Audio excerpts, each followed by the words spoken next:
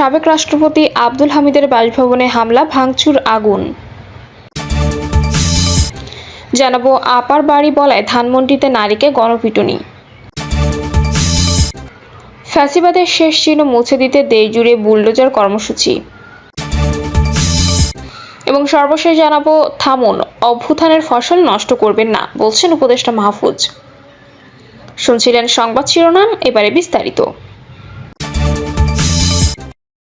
সাবেক রাষ্ট্রপতি আব্দুল হামিদের বাসভবনে হামলা, ভাঙচুর, আগুন। পতিত আওয়ামী সরকার আমলে সাবেক রাষ্ট্রপতি আব্দুল হামিদের কিশোরগঞ্জ শহরের খড়মপট্টি এলাকার বাসভবনে হামলা ও ভাঙচুর শেষে আগুন দিয়েছে বিক্ষুব্ধ ছাত্র জনতা। জানা গেছে, রাতে একদল বিক্ষুব্ধ ছাত্র জনতা খড়মপট্টি এলাকায় আব্দুল হামিদের বাসভবনে যায়। সেখানে হামলা ভাঙচুর চালানোর পর আগুন ধরিয়ে দেন তারা। এর আগে এক্সকাভেটর দিয়ে কিশোরগঞ্জ জেলা আওয়ামী লীগ কার্যালয়ের লণ্ডভণ্ড অফিসটি সম্পূর্ণ গুঁড়িয়ে দেওয়া হয়। আর রাতে কিশোরগঞ্জ জেলা আওয়ামী লীগের কার্যালয়ের টয়লেট ঘোষণা করেন বিক্ষুব্ধ ছাত্র জনতা। আপার বাড়ি বলায় ধানমন্ডিতে নারীকে গণপিটুনি। ধানমন্ডি ৩২ নম্বরে বঙ্গবন্ধু শেখ মুজিবুর রহমানের বাড়িতে আজ সকালে ভাঙচুর করেছেন বিক্ষুব্ধ ছাত্র জনতা। প্রত্যক্ষদর্শীরা জানান, গত রাতের মতো আজ সকাল থেকে ধানমন্ডি ৩২-এ শেখ মুজিবুর রহমানের বাড়িতে ভাঙচুর শুরু হয়।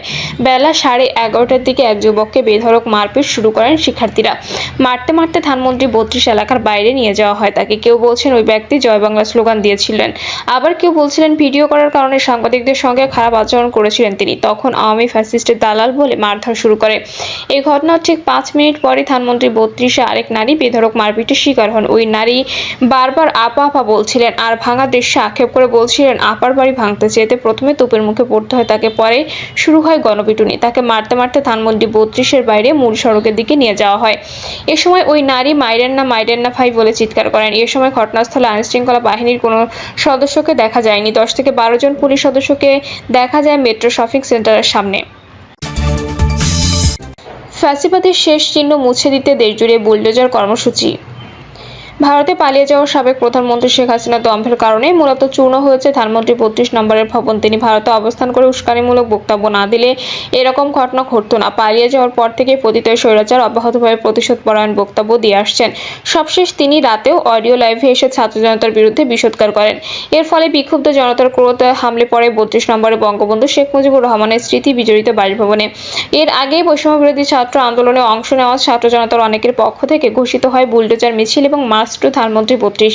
রাত ৮টা থেকে বিক্ষুব্ধ ছাত্র জনতার মিছিল যখন ধানমন্ডির ৩২ নম্বরে ঢেউ তোলে, তখন খুলনার আলোচিত শেখবাড়ি এবং কুষ্টিয়া, নোয়াখালী, ভোলা, বরিশাল, রাজশাহী, কুমিল্লা, পিরোজপুর সহ দেশের বিভিন্ন স্থানে আওয়ামী লীগের প্রথম সারির বেশ কয়েকজন বিতর্কিত নেতার বাড়িতেও বুলডোজার মিছিল পৌঁছে যায়। এরপর একদিকে রাতভর ধানমন্ডির ৩২ নম্বরে হাজার হাজার জনতার হাতুড়ি সবলে চলছিল ক্ষোভের আঘাত, অন্যদিকে দেশের বিভিন্ন স্থানে ফ্যাসিস্টদের শেষ চিহ্ন মুছে দিতে চলে ভাঙচুর।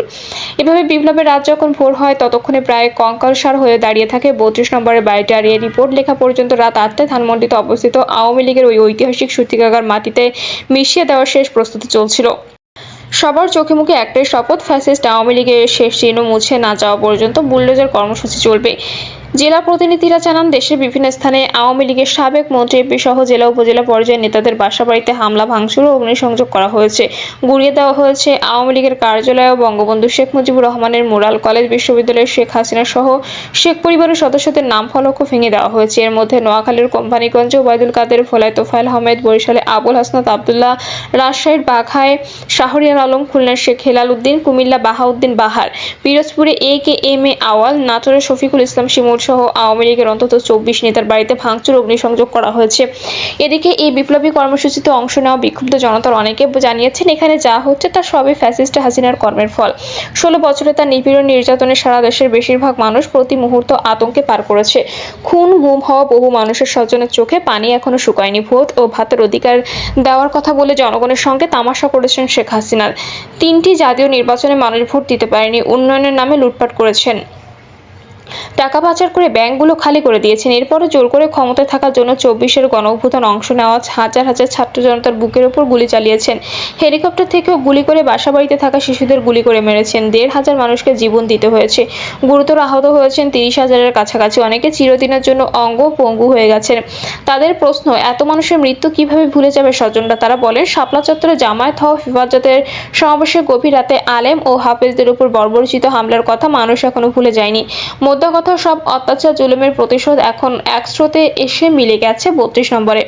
ধানমন্ডির এ ধ্বংসযজ্ঞের সামনে দাঁড়িয়ে যুগান্তর প্রতিবেদক যখন বিভিন্ন মানুষের কাছ থেকে এরকম প্রতিক্রিয়া শুনছিলেন, তখন এক যুবক এসে জাতীয় কবি কাজী নজরুল ইসলামের নারী কবিতা দুটি লাইন শুনিয়ে বলেন, লিখে দেন, যুগের ধর্ম এই পীড়ন করিলে সে পীড়ন এসে পীড়া দেবে তোমাকেই। এটি হলো ফ্যাসিস্ট শেখ হাসিনার জন্য সঠিক জবাব। আজিজুর রহমান নামে একজন বলেন, আমি দেখতে এসেছি, আসলে ক্ষোভ থেকে মানুষ এগুলো করছে। শেখ হাসিনার অন্যায় অপরাধের কারণে আজকের এই পরিণতি। রাসেল নামের একজন বলেন, স্বৈরাচারের কি পরিণতি হয় এই ঘটনা তার উদাহরণ হয়ে থাকুক। বেলা 11টার দিকে দেখা যায় 32 নম্বরে বঙ্গবন্ধু স্মৃতি জাদুঘর ভবনটির পেছনে 6তলা ভবন তথা বঙ্গবন্ধু স্মৃতি মেমোরিয়াল ট্রাস্ট ও বঙ্গবন্ধু স্মৃতি জাদুঘরের অফিস ভাঙা হচ্ছে। ট্রাস্ট ভবনের ভেতর থেকে বই, স্টিল, লোহা, টিন, কাঠসহ বিভিন্ন জিনিস ভেঙে দিয়ে যায় নিম্ন আয়ের মানুষ ও ভাসমান লোকজন। ওই সময় পর্যন্ত স্মৃতি জাদুঘর ও অফিস ভবনের বেশিরভাগ অংশে ভেঙে গুড়িয়ে দেওয়া হয়। তখন ট্রাস্টের 6তলা ভবনটিতে শত শত মানুষ ঢুকে নানা জিনিসপত্র নিয়ে যাচ্ছিল। কেউ কেউ হাতুড়ি দিয়ে দরজা, জানালা, লিফলেট, লোহার পাত, বিদ্যুৎ, পানির সংযোগের পাইপ সহ বিভিন্ন জিনিসপত্র ভেঙে নিয়ে যান। অনেকে নিয়ে যান বই সহ বিভিন্ন সরঞ্জাম। বইগুলোর বেশিরভাগই শেখ মুজিব ও তার পরিবারের সদস্যদের নিয়ে লেখা। অসমাপ্ত আত্মজীবনী, কারাগারে রোজনা মাছা, secret documents of intelligence branch on Bangabandhu Sheikh Mujibur Rahman, volume 3, জনসমুদ্রে এক মহামানব, জাতির জনক শেখ রাসেল সহ শেখ মুজিব ও তার পরিবারের সদস্যদের নিয়ে লেখা বহু পুরনো পত্রিকাও রয়েছে।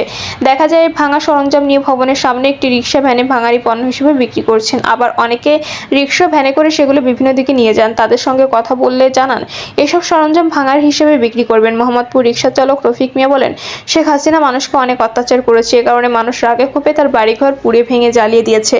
আমরা গরিব মানুষ, এসব পোড়া জিনিসপত্র খুলে নিয়ে ভাঙারি হিসেবে বিক্রি করব। কেন এসব নিয়ে যাচ্ছেন জানতে চাইলে তিনি বলেন, বাস্তবে হিসাব করলে এসব আমাদেরই সম্পদ। হাসিনা তো জনগণের সম্পদ লুট করেছে। সবুর নামে এক দিনমজুর বলেন, সকালে শেখ মুজিবের বাড়ি দেখতে এসেছিলাম, তখন অনেককে হাতুড়ি ও শাবল দিয়ে ভাঙতে দেখে আমিও কিছু জিনিস ভেঙে নিয়েছি। বাড়িটির ভাঙা অংশ থেকে হেক্সো ব্লেড দিয়ে রড কেটে নিয়ে যেতে দেখা যায় এক ব্যক্তিকে। কয়েকজনকে দেখা যায় ভারী হাতুড়ি দিয়ে কংক্রিট ভেঙে সংগ্রহ করেছেন রড। বাড়ির পেছনে পড়ে থাকা 3টি পোড়া গাড়ি থেকে ইঞ্জিন আগেই খুলে নেওয়া হয়েছে। বিকালে কয়েকজনকে হেক্সো ব্লেড দিয়ে গাড়িসহ ভবনগুলোর অবশিষ্ট অংশ কেটে নিয়ে যাচ্ছেন। থামুন, অভ্যুত্থানের ফসল নষ্ট করবেন না, বলছেন উপদেষ্টা মাহফুজ। ফেসবুক লাইভে ক্ষমতাচ্যুত সাবেক প্রধানমন্ত্রী শেখ হাসিনার বক্তব্য দেওয়াকে ঘিরে প্রায় সারা দেশে চলছে আওয়ামী লীগের অফিস ভাঙচুর ও অগ্নিসংযোগ। একই সঙ্গে বিভিন্ন দাবিতে একের পর এক চলছে মিছিল, অবরোধ সহ নানা আন্দোলন কর্মসূচি। এই অবস্থায় সবাইকে থামার আহ্বান জানিয়েছেন অন্তর্বর্তী সরকারের উপদেষ্টা মাহফুজ আলম। একই সঙ্গে অভ্যুত্থানের ফসল নষ্ট হয় এমন কিছু থেকে বিরত থাকার আহ্বানও জানিয়েছেন তিনি।